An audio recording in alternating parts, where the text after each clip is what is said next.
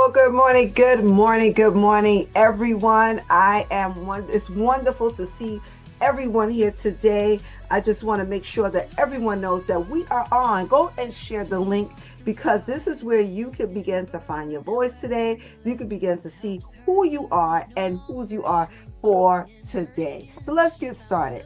I am the author of Girl You Cute, and this is our power call that we do every Tuesday morning here on Zoom. So let's get started. We always start with the declaration from in my book, Very Cute. So let's start. Take a nice long, soul deep breath in through the nostrils and exhale. Take a nice long, soul deep breath in the nostrils once again and exhale.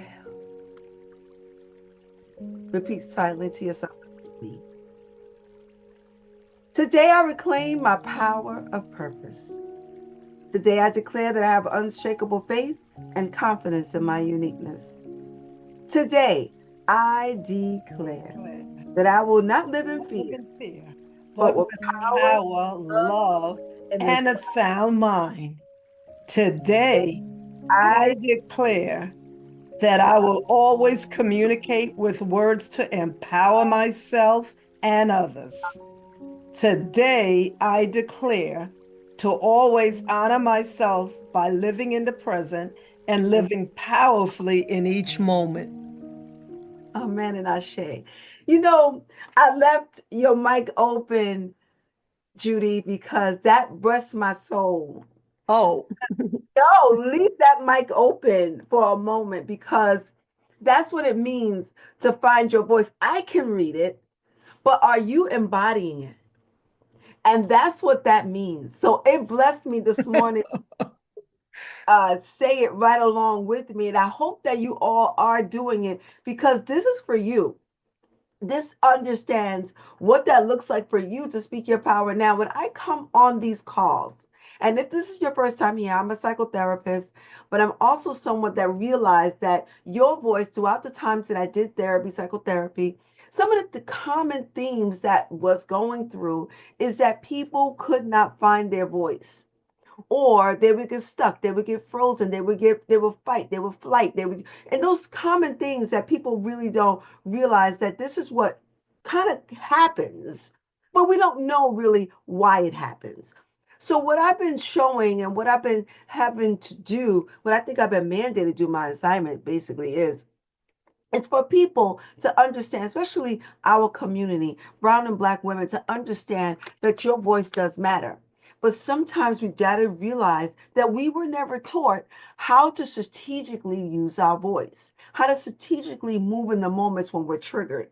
And sometimes we've been rolling with stories that doesn't is not present for today. So today's call is all about what happens when a woman does embrace her voice, right? So I talked a lot about before about the your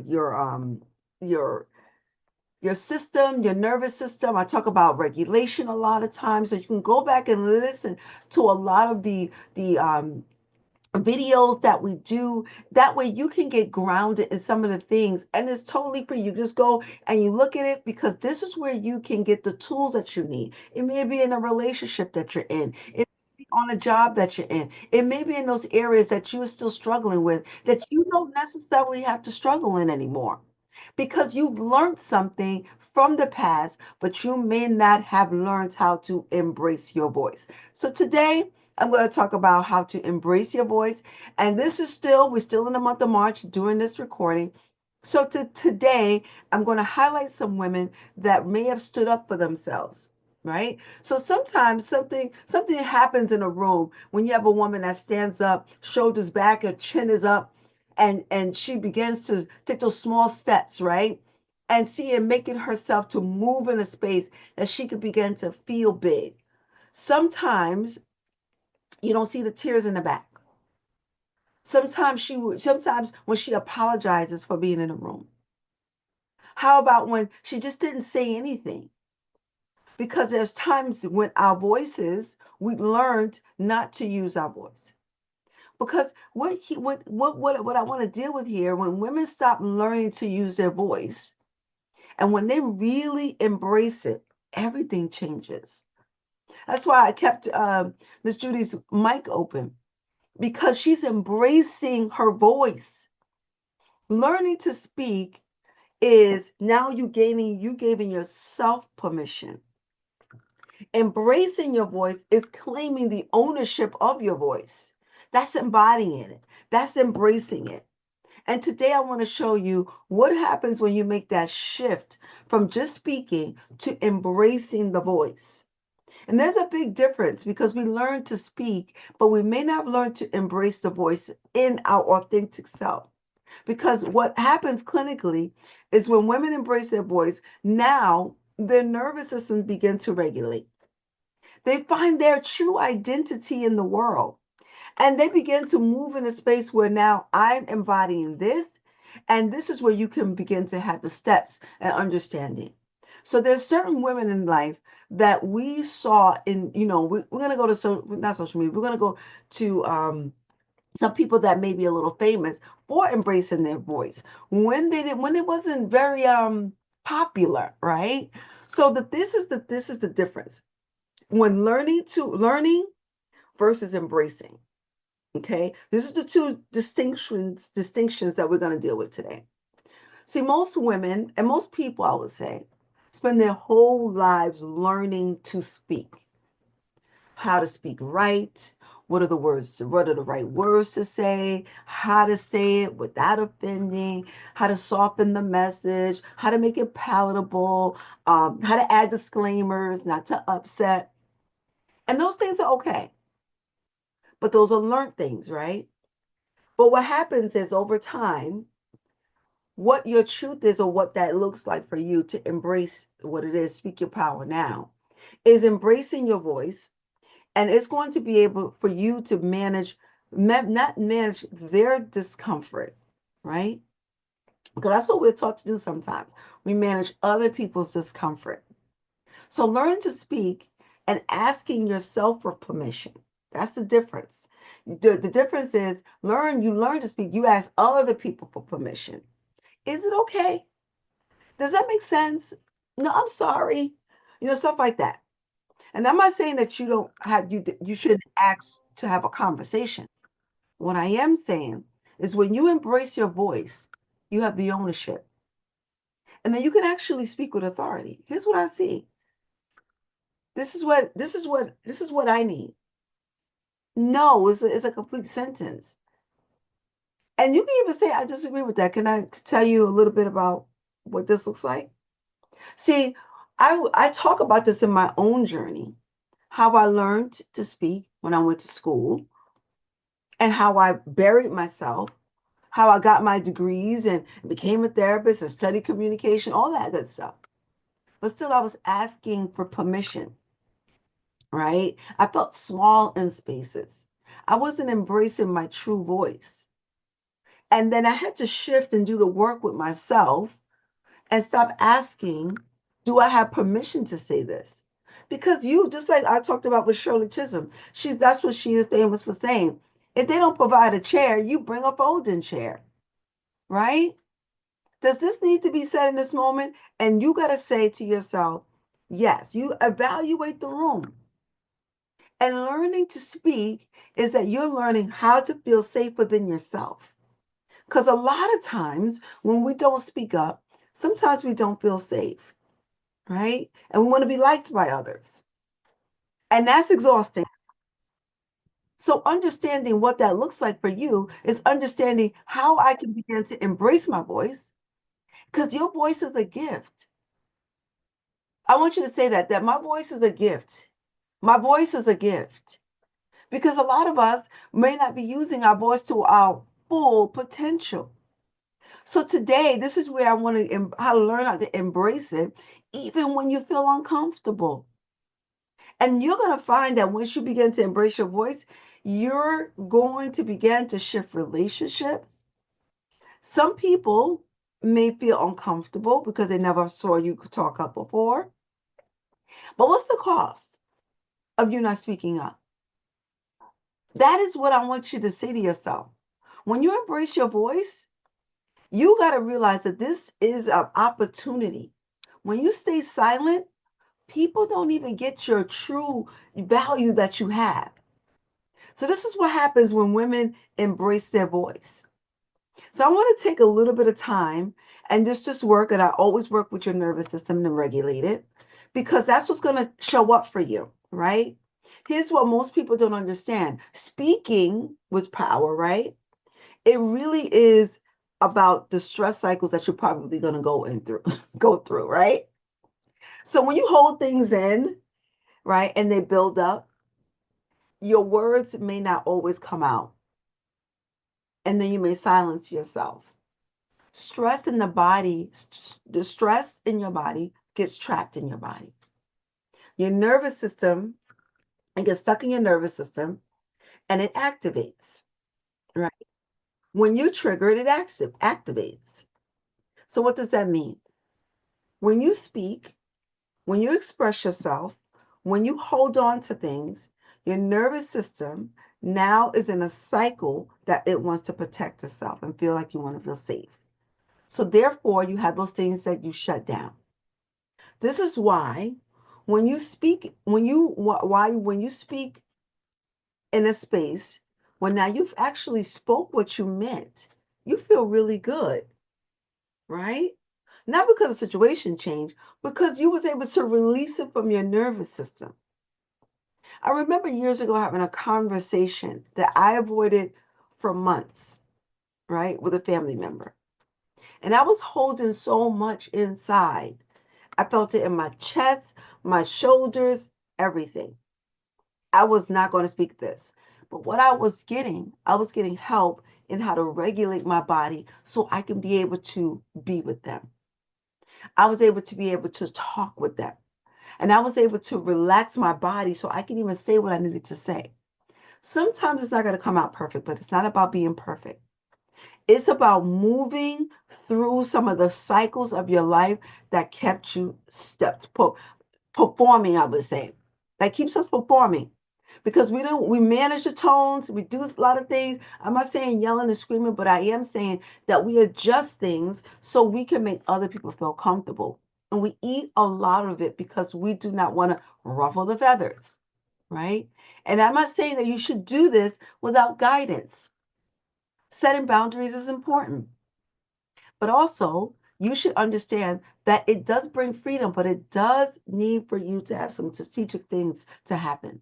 So when those women at the brunch stood up and they talked, and I loved how Dr. Bell talked about her dark skin. She had to embrace that. I'm going to talk about today two women that really did that. A woman that I know, Viola Davis. She talks a lot about her skin. She does a lot about her dark skin. And I loved it how Dr. Bell, and you can go back and look, Dr. Bell, she got the Power of Her Voice Award. And she talked about what is the one thing that she would feel like she would want to embrace. She said, my dark skin, my brown skin. And I thought about that.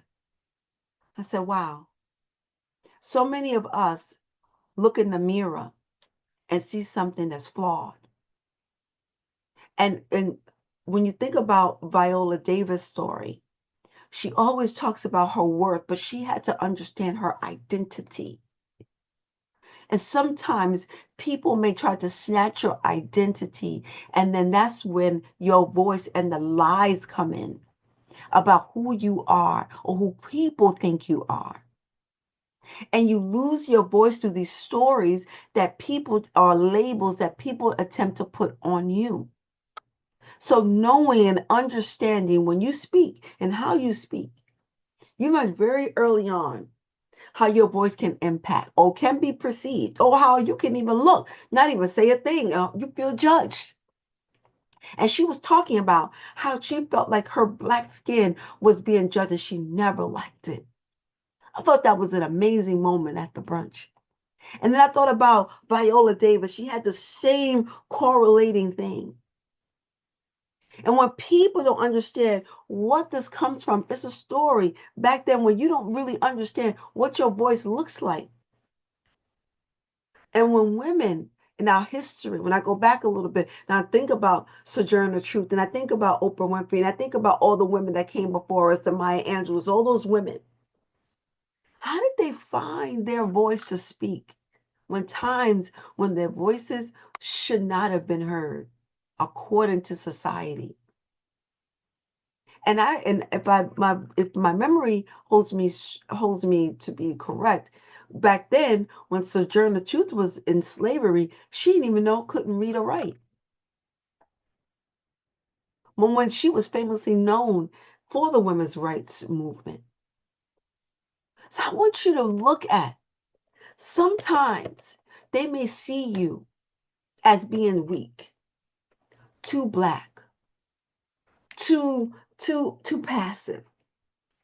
Whatever the words or the labels that they attempt to give you don't have to soften it. You don't have to apologize. You have to begin to embrace what is the assignment that you came to earth with. Everyone came with an assignment. I believe this is my assignment.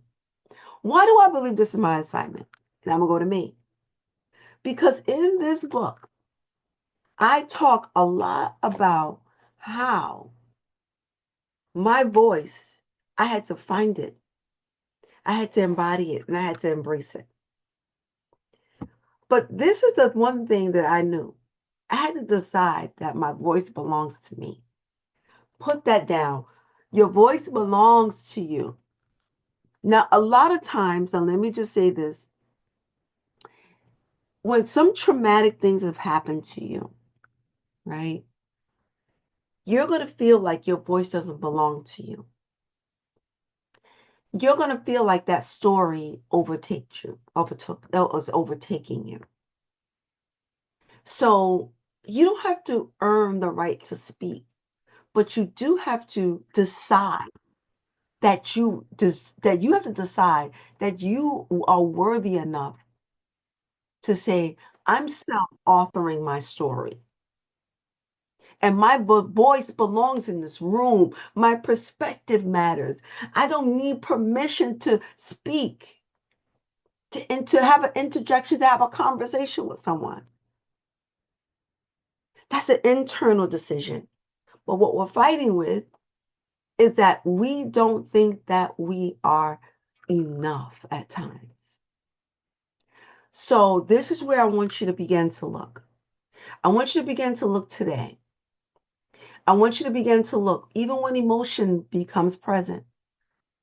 We all have emotions. And this is where you can begin to regulate the emotion. So without having to yell or scream, you can begin to move in the space of understanding, how do I regulate myself? We talked about breathing exercises. We talked about how you can begin to take the 4 or 5, you take that breath in, 1, 2, shoulders back, and release. And you could begin to do those things. Then speak. Your body begins to lead you. You have to get your body regulated before the voice comes out, because you are liable to say something that you have not regulated yourself to say. So it's important. It's important for you to stand. It's important for you to realize that if you start fidgeting, if you start looking down, if you can't make eye contact, if you start apologizing, I want you to learn how to claim the space. When you claim the space, you can begin to be steady, chin up, that's embodying it. That's standing in your power. Then I do this thing where you put all the pressure into your toes, then speak. And if you got to practice, you know my good handy mirror. Practice with her in that mirror. I'm ready to embrace my voice. I don't need permission to self-author my own story. It's my story. And you know what I found out? The stories that somebody has passed down to you don't have to continue to listen to them. Because my story was that I'm dumb and stupid. No.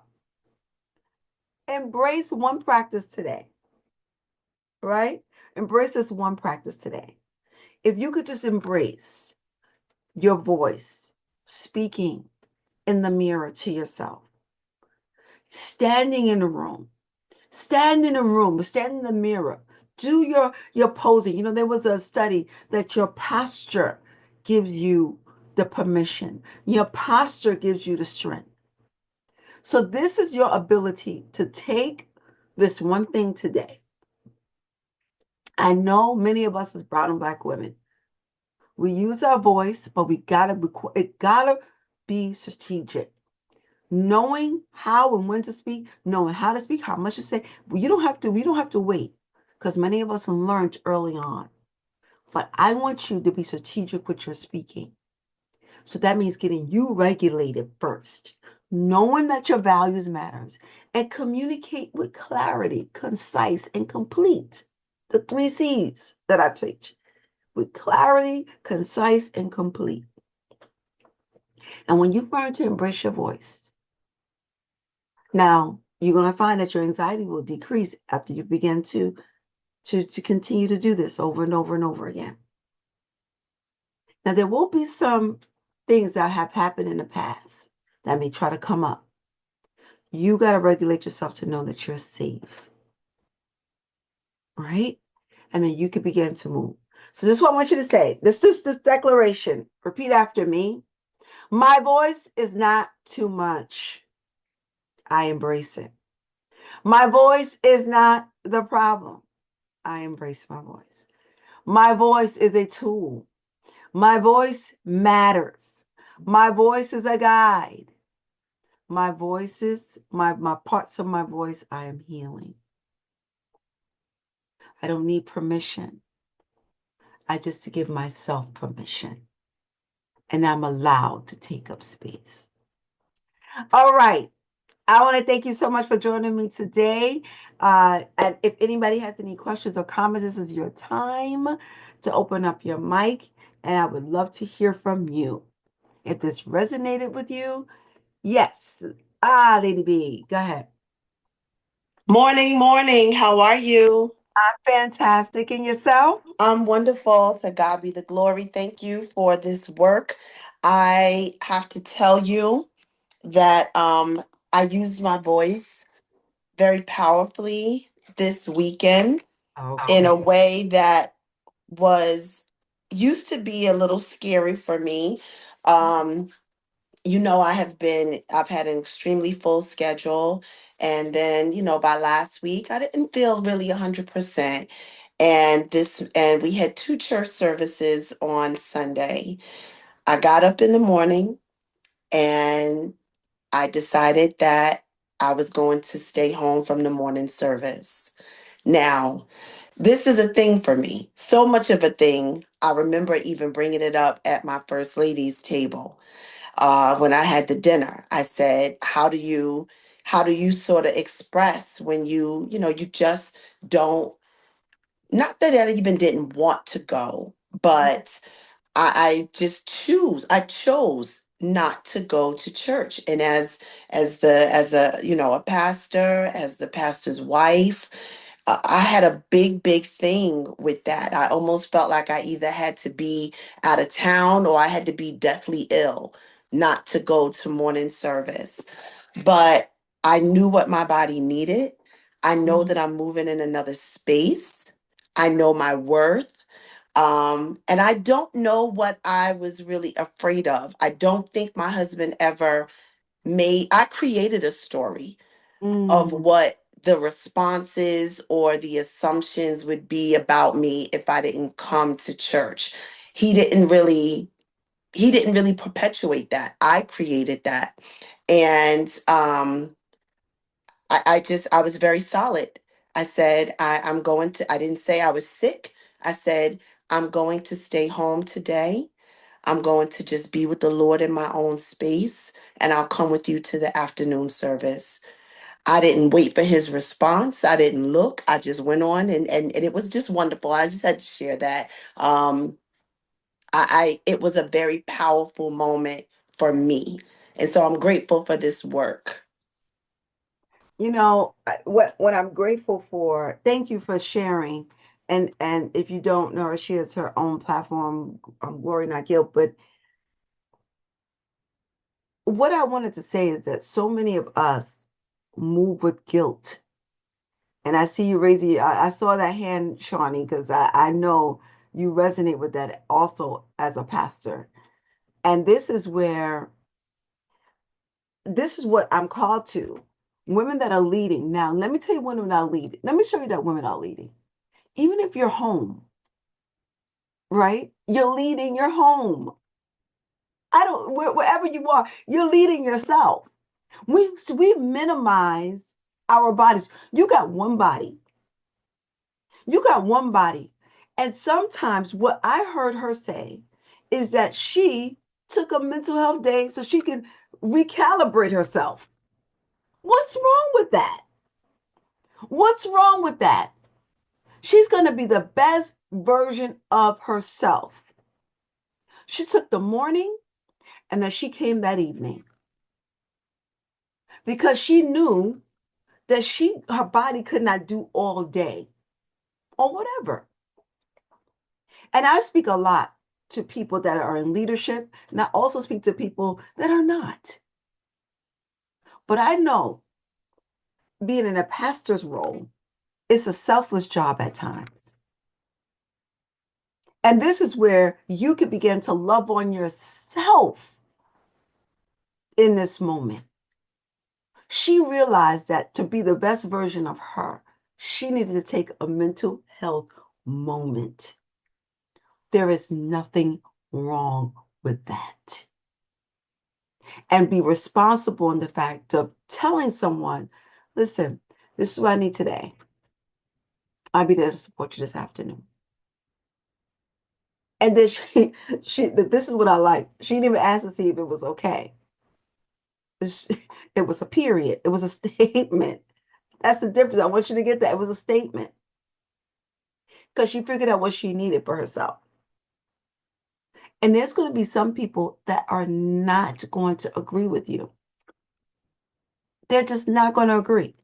I did the same thing this weekend, Lady B. So my husband wanted to stay over in a space, and I said to him, "Oh, I didn't even know that was he wanted to stay extended."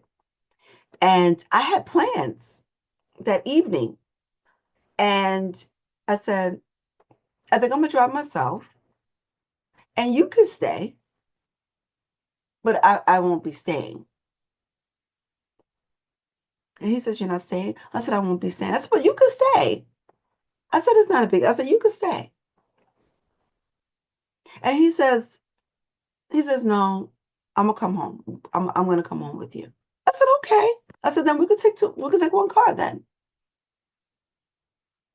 Now this is where you could say something and be mad. Now I could have stayed and be upset because he made a plan. It was fine, but I had plans because we normally would stay. Absolutely not. And this I'm reading Vanessa's comment in the chat. She's absolutely not. But you have to begin to look and see what are you communicating? What are you communicating? And how many times do we fawn? Now, fawn is one of the F's. You give in, you know it doesn't correlate with you, but you don't have to say it in a nasty way. You could just say a declarative statement. And that's that. And learning how to strategically do something without breaking the bond.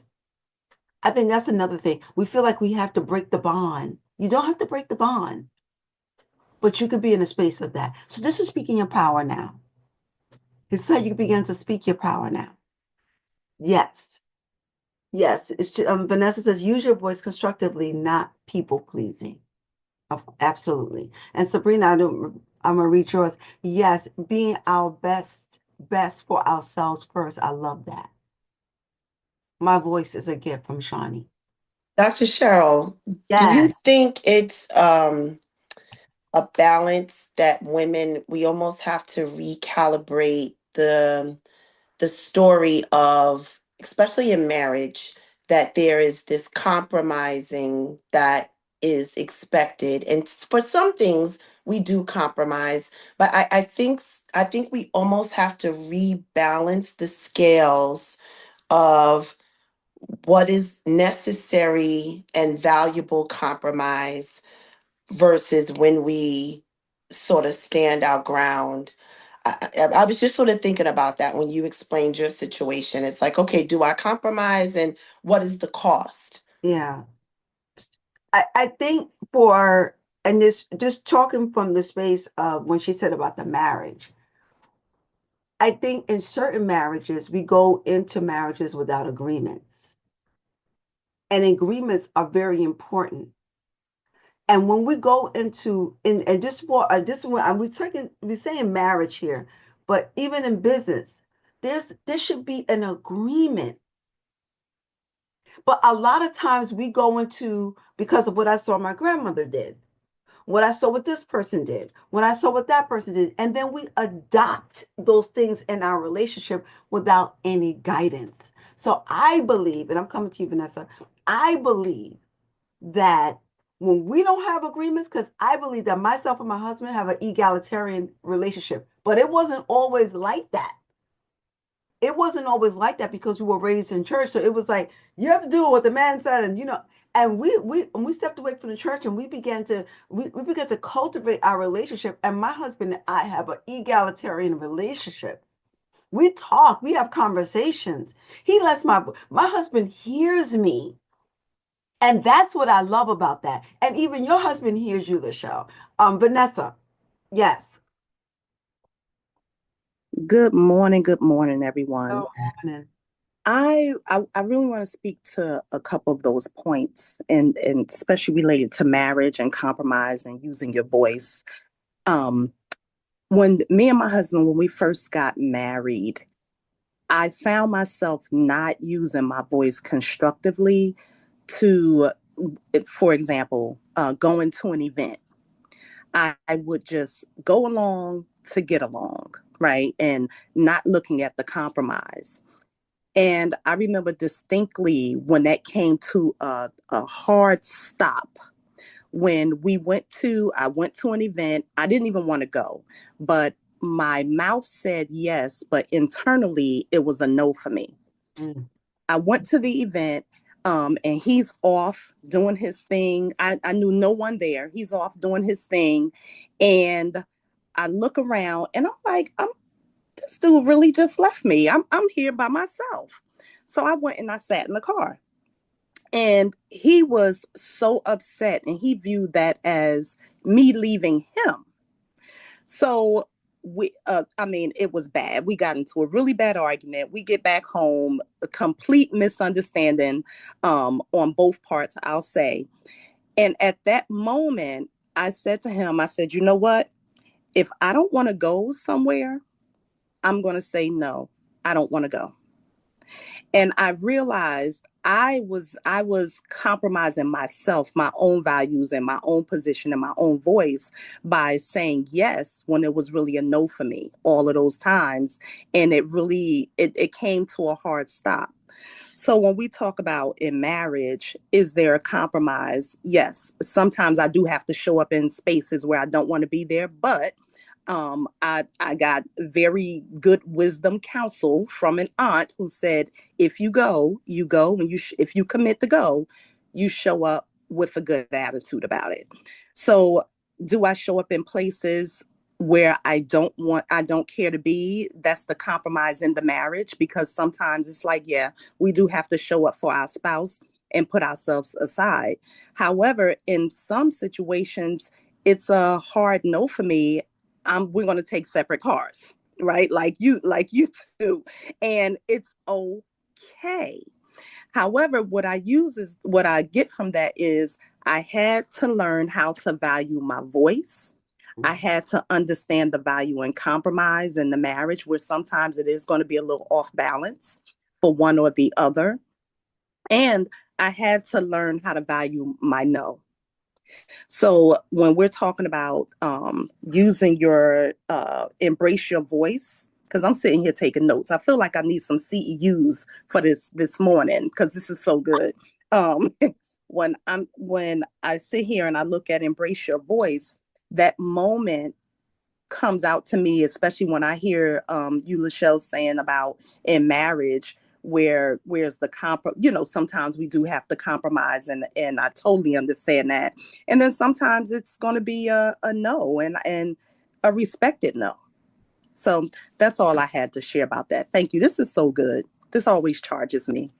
That's good. Thank you so much, Vanessa. And she's also a psychotherapist as well. But this is what I'm saying. This community that we're creating here, sometimes you don't know what you don't know, what you don't know, right? And what you don't know is that you are on you have an automatic button when things happen. You have an automatic button. So just like today, like this call is supposed to be 20 minutes and we're in 36 minutes already, because this is where you can begin to see how you can extract what you need from your voice. We learn from other people. So this is why there's different stories in this book, because what it shows is from you being 12 years old and I'm in my 50s now, those stories still came with me. So when someone tried to snatch my voice away, and someone attempted to do that, that doesn't just leave with you. That doesn't just stay. That doesn't just leave. You drag it into relationships. But then she had to say, "This doesn't feel good to me. How can I not break him? But how can I have a conversation with my significant other so he can understand that there's things that I got going on in my life that we can begin to not break the bond, but we could continue to be in a relationship." That goes with your children, adult children. That's a whole nother conversation. When you have adult children, that communication shifts. You're no longer the dictator. You got to be able to be with them. You're guidance counselor. You guide from the sidelines. And because they're going to come to you. They're going to come knocking. My daughter called me the other day. "Mommy, when you know that, Mommy, Dad's there." And we stopped and we had a conversation and we just guided. We just held space. Sometimes it's just not for you to just talk. My husband does that a lot. He just say that he'll just sit there and he'll just say, he'll just be, and then he'll say something. And for me, what I learned is strategically understanding how you could set yourself in a space of understanding how to set your voice up. So today's call was brilliant. Anybody else want to say anything here? This was a good call. All right. I want to thank you so much for being a part of Shawnee. I know you got a lot. I know, Shawnee, you got a lot. She's a pastor. Thank you, Sabrina, for coming. Thank you, Shawnee. Thank you, Vanessa. Thank you, Sophia, Yvonne. Thank you so much for showing up. Shawnee, Danielle, Vanessa, Judy. Judy, thank you for opening up your mic this morning and starting us up with our declaration. May I introduce Sabrina and my sister Yvonne to you? They're two people that I invited and they've been here. So we thank God for them today. Thank you, Sabrina, for showing, and Yvonne. I believe this is a movement. I believe that this is an opportunity for us to begin to move this movement. So many of our young ladies, if I may just take this time, they may not know their voice and they may not know their worth. So, what I want to strategically do is let them understand and for them to learn the tools strategically how to regulate their body first. The voice is secondary. The voice is secondary. You need to regulate your body first before you speak, because you may be triggered in a moment and you're on automatic. Tiffany, I know you know about that. And you gotta learn. She was in my first class, and you have to learn how to regulate yourself before you say anything. Because the story of you're trying to get me to do something, you're trying to do this to me, you're trying to do this to me. And they may not be trying to do anything to you. It's just a statement. But it triggered something from the past. and now you have a past story into a present day, and you don't know how to begin to move with power. So I want to thank you all for joining me today. And you could go to my YouTube channel, Speak Your Power Now. Go look at all the repeats of all the other different videos I have there showing you how to begin to find your voice, embrace your voice, and be able to breathe with that. And this is an opportunity for you to speak your power now. Thank you so much. Remember that your voice matters and you matter. And always know that you can speak your power now. Have a good one. God bless. You are enough. Your voice is divine. Now speak.